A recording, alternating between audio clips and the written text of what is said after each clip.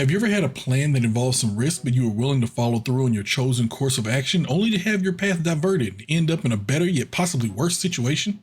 If so, then you might be Serena Waterford. Serena had a plan, it just didn't work. Some would ask, why go back to Gilead? Why go back to a place that could be so dangerous for you? There is no way Serena didn't think through the possible outcomes of her staying in Gilead and not returning to Canada. The thought of her being forced to become a handmaid must have crossed her mind. Once she's given birth, her child could be taken away from her and given to a married couple, and her color is changed from green to red. It could easily happen. I actually really wanted her plan to work out though. She subtly tried to introduce the idea of marrying Commander Joseph Lawrence, speaking about it in terms of how it would give him more power and influence.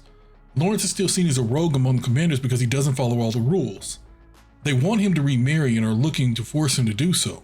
Serena knows this and is wanting to offer herself as his next potential wife.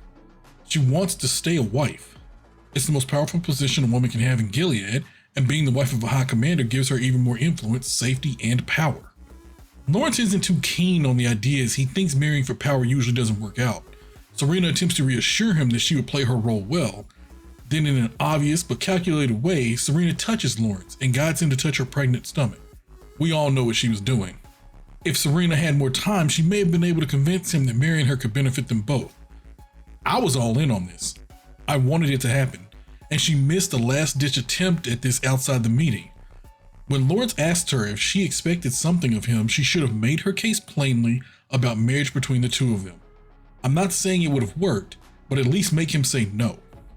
Thusly exiled under the guise of being a show puppet, Serena is hurt. She felt like she helped build Gilead, which she did. She helped create a terrible world and carved out just a safe enough slice for herself. Even so, she didn't want to leave it. Serena was scared out of her mind when Crazy Lady June showed up at the airport. Let's be honest, June is one of the reasons Serena wanted to stay in Gilead. She didn't want to have to look over her shoulder wondering when the day might come when June shows up to enact revenge, because we both know June isn't going to stop. I can't say that I would either in her situation. However, it's the worst option she has. Eventually, something will catch up with her. She got away with killing Fred, but probably wouldn't if she kills Serena. She has one child in Canada with her and another she wants to attempt to rescue, but her duel with Serena could derail all of that. Maybe this season will be the end of Serena, possibly taking her out and spending the next season attempting to rescue her daughter from Gilead. While possible, that would lead to the necessity of a new main antagonist for the final season, so it's probably not likely. One idea that could also be very interesting is Lawrence taking June or her daughter Hannah as his wife. June is going to want back into Gilead to save her daughter. Would there be a safer way than becoming a High Commander's wife and being forgiven of her transgressions? Indeed, the High Commanders would almost never go for it.